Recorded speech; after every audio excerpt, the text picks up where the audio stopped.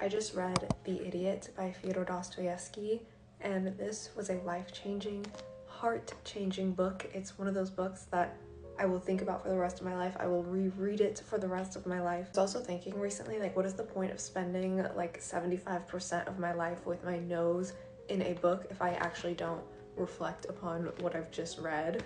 So I decided to start keeping like a journal entry after every book I read and just write my feelings, my thoughts, my opinions in here. I will read you what I wrote in my diary upon finishing The Idiot.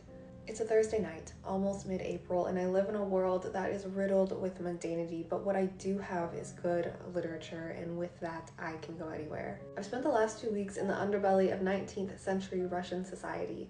In this cruel and compelling world lives my dear Prince Myshkin, a man who is naively good-intentioned, a man whose persona is often compared to Christ himself, charitable, kind, without judgment, but a person like this seems to crumble in a world where good intentions are not only questioned but have the receiver assuming a lack of intelligence. Myshkin reminds me of the Disney princesses I grew up watching, naive, kind, and always good regardless of the circumstance, but in the end he is not rewarded with a happy ending. In the real world, his kindness causes chaos. I deeply loved this book. It made me question my own worldview and confronted fears I didn't know I had, and in that I might actually find a way to overcome them.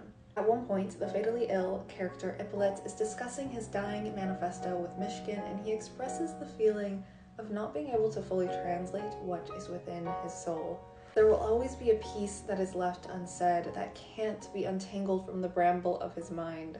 This chapter brought me so much comfort and understanding because, to quote James Baldwin, you read something which you thought only happened to you, and you discover that it happened 100 years ago to Dostoevsky. This is very great liberation for the suffering, struggling person who always thinks that he is alone. This is why art is important.